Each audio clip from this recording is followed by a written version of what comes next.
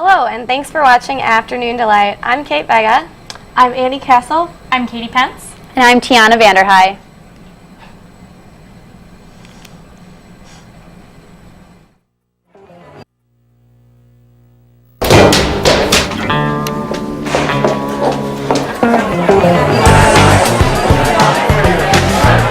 Okay, Ashley, here's the story for today.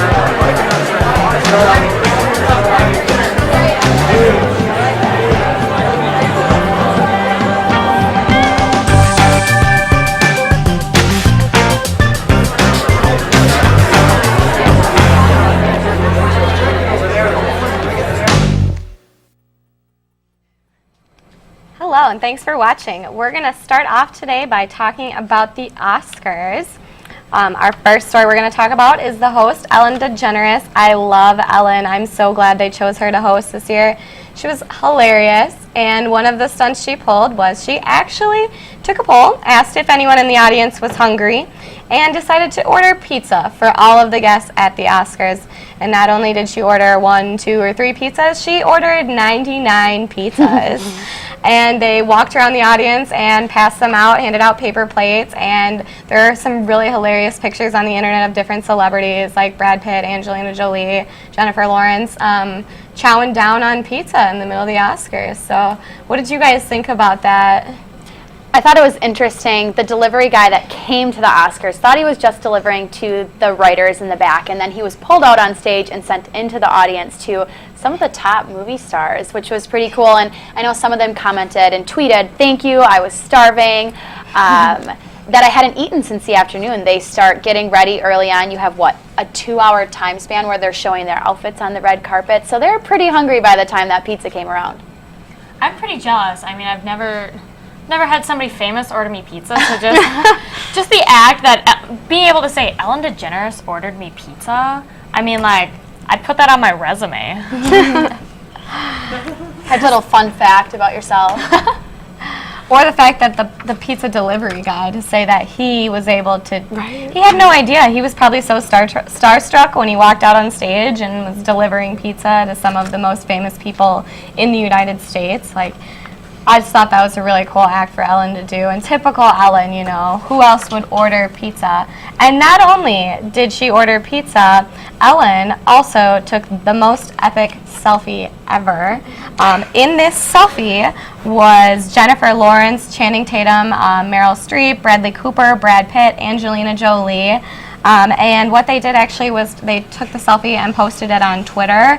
And they were trying to break the record of like the most Twitter reposts ever, and they did. They broke the record, and of course they did. Look at all those celebrities in that tweet. I just think it's the funniest selfie ever. I wish I could be in it. And it was really funny because originally she was actually planning on cropping Meryl Streep's head out of it, but they posted it before she was able to do that. But I think it's really funny that said she was going to do that. Well, I love that Lupita Nyong'o's brother Peter, who was her date, just jumps right in there. He hasn't been in any movies. He was just jumps right in there, cuts off a half of Angelina Jolie's face. I was all like, it takes a lot of guts to just go on in for that. So, I mean, props to him for, I mean, like, that's got to be the best thing ever. Yeah, I went to the Oscars and look at all these famous people. Look at this huge selfie that has just gone worldwide on the web, and I'm right there. Pretty cool thing to take away from that night. And the fact that they have just blown up the word selfie in the last year, that it's come to this, that it's such a common thing among even celebrities that, hey, I'm just going to take a selfie, check out all my friends, having a good time. Just hanging out at the Oscars. It really made them seem down to earth. They ordered pizza and took a selfie. Like, the celebs acted like real people for once. Sounds like every Friday night at my house. Selfies and pizza. So what else did you guys like about the Oscars?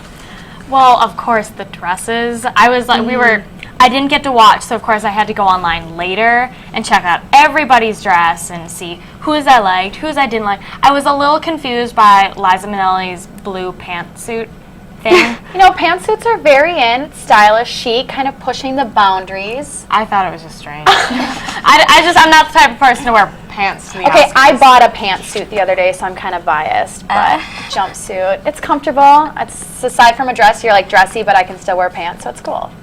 Pantsuits, they're in. speaking of dresses, Jennifer Lawrence, again, did you guys see what happened to her? I don't know if I believe it anymore. There are rumors speculating that when she tripped and fell this time, because it's 2 years in a row now, she's fallen at 2 Oscars in a row. Last year, she tripped and fell walking up the stage. This year, on the red carpet, she didn't quite fall down all the way, but she kind of like tripped and stumbled and then grabbed onto the girl in front of her. It was really awkward, kind of funny. But people are speculating now that she's doing this on purpose, trying to make herself seem more down to earth, like a real, like, oh, I fell, I'm so normal, look at me, I'm not perfect, you know. But That was a little dramatic. I can't tell if it's real or not. So what happened is that there's all these cones out so that when the limo drivers drive up, they know where to drop people off, and she trips over a cone. Okay. But I mean, it's this large orange safety cone. It's pretty vibrant. I mean, I get it, the carpet's red, the cone is orange, like, they're kind of the same color, but like, if you're looking anywhere, you know, at eye level, you should be able to see a very large traffic cone directly in front of you. Is she just doing it for publicity, do you think? Or maybe her heels were just really, really high that night. 2 years in a row, though? Come on, Jennifer Lawrence. I mean, it's not like her, I mean, I can understand the first one. Her dress was pretty big. If you're not used to walking in something like that, it can be difficult, but I mean. A construction cone? Come on. Yeah. It wasn't. And what about the awards? What do you think about who won, who didn't win? What do you think about all that? Wow. Go ahead, Annie. One of my personal favorite movies, Frozen, won Best Animated Film, which I thought was really cool.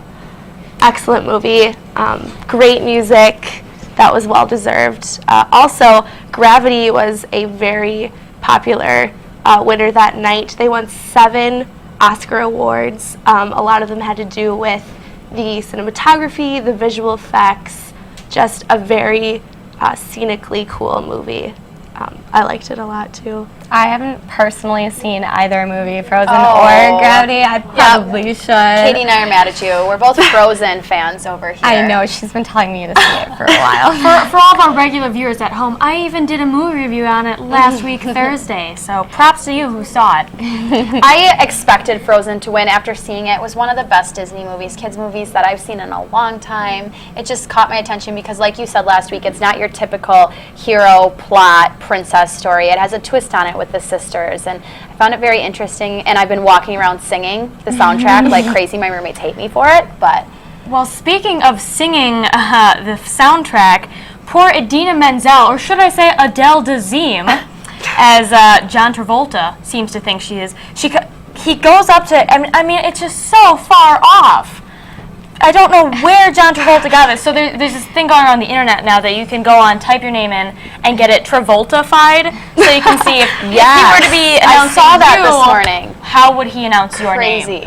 And I mean, poor Dina, like, she just rocked that song. It was just incredible. All alone, on stage, just belting out Let It Go again. So I know I am proud of you, Adele. People were discussing this morning, why John? Why would you have him come on? And the concept that we discussed this morning was the fact it's Grease. Everyone loves him. Going back to that time, why not see him again? And to pull him back into stardom, he's kind of been out there for a while and kind of threw off his vibe. He embarrassed himself, quite frankly. It was sad. But I still love the whole Grease Lightning mojo. That's the only place I can see him fitting in. I don't know. I'm not a fan of him. There's other than, besides the Travolta fight, there's a petition going around for him to get a new wig. So, for those of you who aren't Travolta fans, sign that petition. All right, well, I think we've covered enough about the Oscars. Let's move on. Switching over to some old news about the Grammys. Not old news, but about the Grammys. Pharrell's hat, if anyone remembers the hat that he wore at the Grammys, he auctioned it off for a charity, actually, to see who would pay the most money to buy the hat that he wore. It was a giant brown, almost like cowboyish looking hat. Well, actually, it looks very, very similar to the Arby's logo, if you know what I'm talking about. So Arby's decided to purchase the hat. They made the highest bid and paid $44,100 for Pharrell's hat. Luckily, it all went to charity, so that I'm glad it went to a good cause, but that is probably the most expensive hat that's ever been auctioned off, I'm guessing. Did you guys hear about this story at all? I didn't until this morning, and at least it's for a good cause, Yeah. I guess you can say. At least use your stardom to benefit others. I'm just wondering about his fashion choices in general. I've never liked that hat. You are a great singer, but your hat was weird. And for those of you who did watch the Oscars, he was wearing a short tuxedo thing. And I don't know, I just kept like looking at it. I was just like, I don't get it. Well, it says he's don't get classy it. and comfy. Maybe he's wishful for summer. I mean, it's warm out there. Sending some warm thoughts back here to Wisconsin. I don't know what he was going for. He's got his own fashion sense. At least he's using it to raise money for charity. I'll give him that for sure. Yeah, good for him. Speaking of celebrities, we had some engagements and lots of babies on the way. Did you hear that Mila Kunis and Ashton Kutcher finally got engaged? If anyone is a That 70s Show fan, Kelso and Jackie are finally back together, and I am so excited about it. They're adorable together. I've always been rooting for them, and if anyone's going to marry Ashton Kutcher, I guess I'm okay with Mila Kunis doing it. But I think they're adorable, and I'm really excited, and apparently according to all the magazines right now that they're not going to have a very long engagement. Ashton Kutcher said he's ready to get married right away, so we'll be looking out for a wedding coming up soon. Crazy. Look at them when they're young. They were so adorable on That 70s Show, and now finally we can see them actually get married in real life. It was really cute. I've read an interview about the engagement and everything, and Ashton Kutcher goes, apparently I was the first girl she had ever kissed. Thankfully, I didn't know that at the time because that would have been way too much pressure. And I just think that is so cute. Well, it's cool to see how their story unfolded on that show and then progressed into real life. Pretty neat. We also have Scarlett Johansson recently announced maybe 6 months ago or so that she was engaged to fiance Romain Durayak, and they're expecting their first child. Unexpectedly, but they're very happy and excited about it, and I'm sure they will make a beautiful baby. He's tall, dark, and handsome, and obviously Scarlett is gorgeous, so that's something to look for. We also have singer Jesse James and Eric Decker. I don't know if you're familiar with Eric and Jesse. That was on E! Earlier this fall. He's a wide receiver for the Broncos, and she's obviously a singer, but they're expecting their first baby girl. We have Gwen Stefani that just welcomed her baby boy into the world. That's her third boy now. So they have a lot of craziness, a 5-7-year-old and a newborn. Lots of craziness running around their house. That explains why we haven't heard much from Gwen Stefani lately. Hopefully something out soon, but she gets all those boys in line.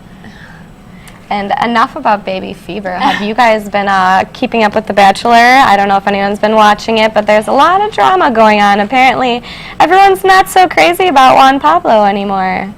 Yeah, I liked him at first. I was pretty keen. I think the whole accent and the mystery of him pulls you in.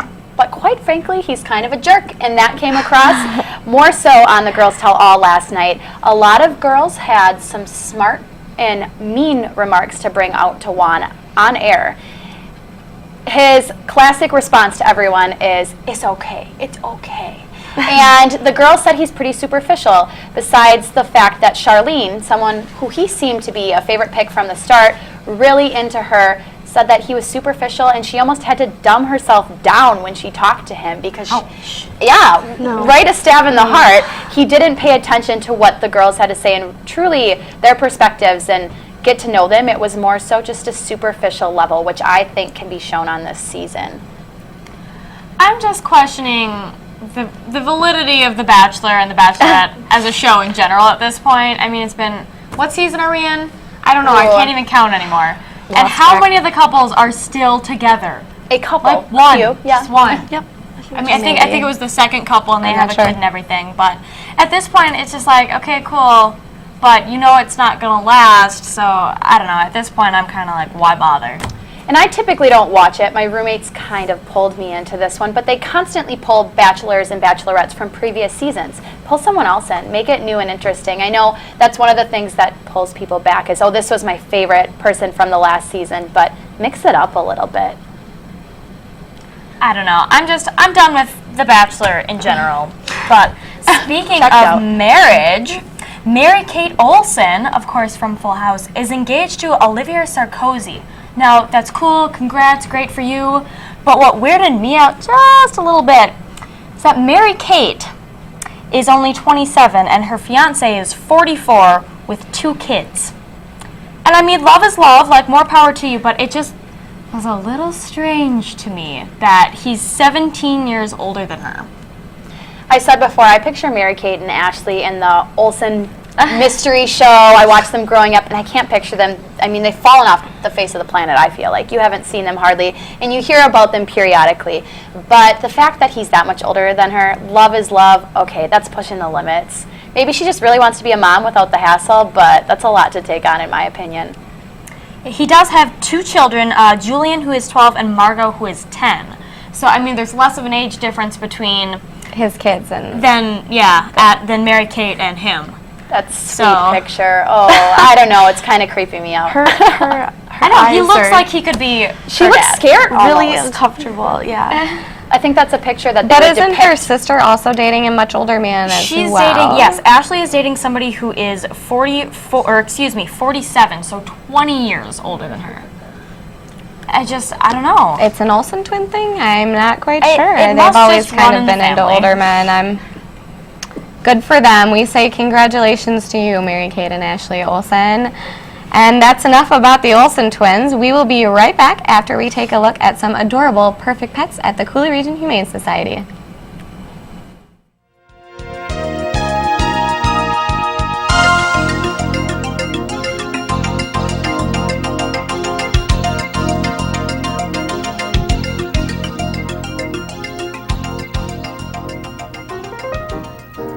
Meet Clara, a domestic short-hair adult who isn't afraid to show a little sass. Meet Dina, a wise border collie who shows no shame in showing off her nice winter coat. And meet Kixie, a domestic tiger mix who isn't afraid to show you her friendly kitty moves. Finally, meet Bella, an adorable American bulldog and hound mix who doesn't mind getting her belly rubbed from time to time. Find out more about adoption for these pets or others, contact the Cooley Region Humane Society at 781-4014. Again, the number for the Cooley Region Humane Society is 781-4014. Moving on, Miley Cyrus will be coming to town soon in Minneapolis with her Bangers tour, but I don't really know how I feel about that. Miley has made out with another fan in the audience. This comes after she has made out with Katy Perry, Brooke Candy, and put a fan's underwear in her mouth. And so she random fan, not a famous celebrity, just goes out in the crowd during the middle of her performance, and not just like a casual, mwah, but got a little intense out there. And afterwards, Miley goes, "I wasn't wiping off your kiss, pretty girl, just your dark lipstick that was all over my face. Thanks for coming to the show, mystery babe." The little kiss mark. That was on her Twitter, and I don't know, guys. I mean, I know she's all about stunning everybody, but this is getting a little out of hand. I think it's just the next thing on Miley's plate of craziness. Miley will do anything for publicity. We clearly know that by now. Miley is not afraid to wear whatever she wants, to say whatever she wants, and to do whatever she wants. It's Miley. She does what she wants, and I'm really not surprised by it at all. I think she's done a lot worse than kiss a girl on stage at a concert. I mean, the girl got some free publicity. I'm sure the fan was very happy. I mean, not many people can say I made out with Miley Cyrus, so I mean, it's a little not classy to say the nicest thing possible, but you know, it's Miley. But at Are this we point, surprised? Yeah, I wouldn't expect anything less at this point. No, from her. no one's really. But is this like included in like the price of your admission? Like, here's your ticket. You might be the lucky You one. might be the lucky one who Miley kisses tonight. Like, is that like legitimately part of the show? Is that? I think she's working it in as a surprise factor. Just hopefully you're close enough to the stage where she can grab you. I don't know. Every night she kisses a new fan. All I gotta say is with flu season going on right now, she better be careful lots of at her illness. show in Minneapolis, Gross. not to make out with anyone because you never quite know. But hey, some lucky fan, you know, if you guys have tickets, I don't know if I knew about them. I think it's sold out, honestly. I'm pretty sure, but see, which is crazy. See, we're talking about Miley. Her shows are sold out, so obviously it's working. Everything she's doing, it's it's just making her more and more famous. I mean, she's not the sweet Hannah Montana we used to know, that is for sure. That's just really sad to me. Well, speaking about shows, a little transition. Dancing with the Stars announced their new cast this morning on Good Morning America, and some hype is going around. Brooke Burke is now gone as a co-host, and Erin Andrews is coming in, which I'm excited about. Erin Andrews is one of my favorite sports broadcasters. They had ratings that weren't as high as they hoped they would be last season, so out of nowhere, they told Brooke she was fired, and she actually tweeted on February 21st, "Weird day, shocking preseason elimination, me. Tom Bergeron didn't even read my name, but I will not be coming back for season 18. Sad. I know some of the other coworkers had commented that you become family after so many years, and it was sad to see her go, but they think Erin will be a good addition. Obviously, everyone loves her with sports, and she'll bring in that relatable girl next door and that compassion that will hopefully bring the ratings up." I'm just really looking forward to seeing Drew Carey dance. So they announced it this morning, who was going to be on. And as soon as I saw that, I was all like, all right. DJ Tanner, Full House. We've got some good people on. Right now, we're going to take a break and look at a UWL promo. We'll be back. At the University of Wisconsin-La Crosse, surround yourself with potential. Surround yourself with lifelong friends. Step on campus and be welcomed with a friendly smile. It's just like home. Surround yourself with nature's beauty. Nestled in western Wisconsin's driftless area, it's perfect for learning. Hike the bluffs, bike the marsh, soar. Surround yourself with challenging academics. Our motto is Men's Corpus Gang, Latin for mind and body. Experience a whole education. Conduct research. Surround yourself with distinction. Surround yourself with UW-La Crosse. So, this past weekend, Jimmy Fallon, host of The Tonight Show, was in Chicago for the Polar Plunge. So, that was pretty cool. In the Midwest, I'm a huge fan of Jimmy Fallon. Did he actually plunge? Do Yes, we he know? did. Yes. Yep. Something with the mayor, if I'm not mistaken. Well, and he wasn't one of the fans who's all like, yeah, I'll go in like my, bathing suit and then I'll wrap up in a robe. He went in his signature suit and tie and jumped straight in. Just there he is. There's the in his picture. suit Looking a and little tie, cold. jumping straight in that lake right in Chicago. It's such a good cause. I don't know, have any of you done it before?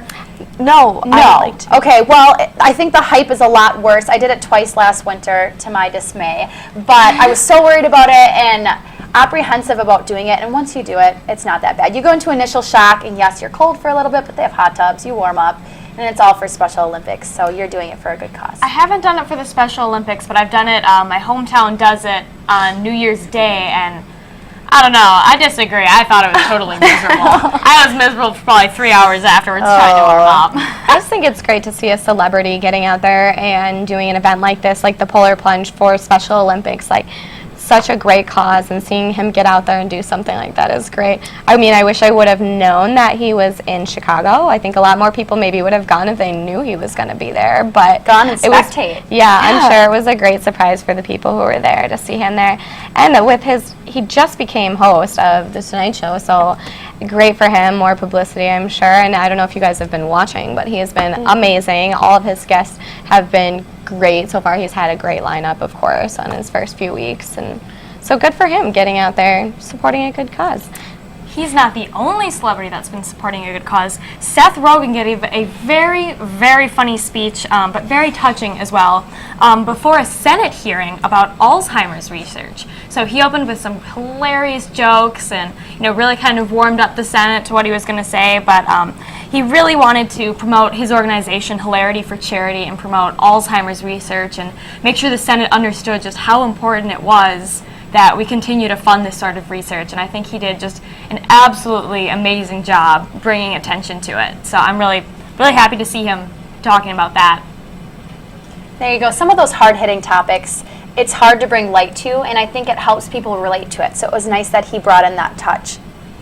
I was just very surprised to see Seth Rogen. He's usually, you imagine him with all the silly comedy movies, but to do something so serious and so touching was, really great to see him do something that was just a sort of a change of character for him, but more relatable to his fans, and just know that he is a real person, which is sometimes, I think, hard for the common public to relate to when you're looking at celebrities in the public eye. moving on, did you guys hear about this girl who is apparently suing her parents for not paying for her college? It's ridiculous. Katie, I believe you have some more details about this story, don't I you? do have a lot of details on this. Rachel Canning is actually suing her parents for her college tuition, an outstanding bill at her private school.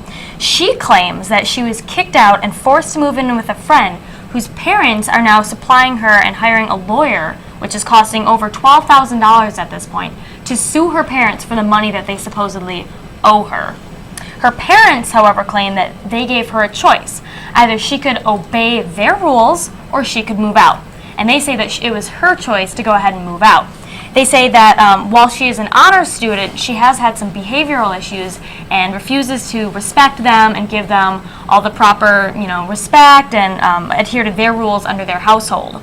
So I don't know if this is some new way to try and get out of, student debt, but I don't know, guys. This seems a little extreme to me.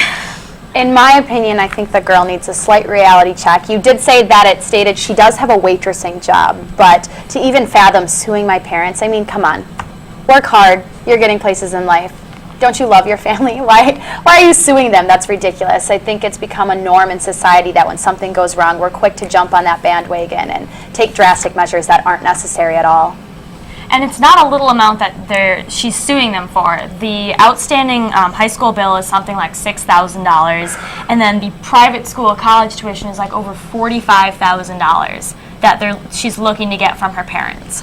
I'm a little confused on the situation though, because it gets a little wishy-washy with like the high school overdue bill, because technically when you're in high school you're still under 18, so I don't understand how her parents don't have to pay for her high school education. I think that they should have paid for because she was still under 18, living under their roof when she was in high school. Now, the college education, that's something totally separate. When you turn 18 and you are an adult and you are on your own, you're a legal adult, you choose whether to go to college or not, and if her parents choose not to pay for that, that's on her own. But the high school thing is completely different. I think it's just kind of crazy that the whole thing became such a big story in the media. I think it's pretty wild. Maybe they'll make a movie about it or something. We'll have to see how it all plays out. Personally, I think it'll all get forgotten about and pushed under the rug pretty soon, but we'll see what happens. Well, on the topic of money, Bill Gates, I know you were all worried, is again the world's richest billionaire in the world. His stocks rose 7% or 7 billion, 25%, they're up. So he's right on top again. I wish I could have some of that money. We're going to check out some perfect pets right now, and we'll be right back.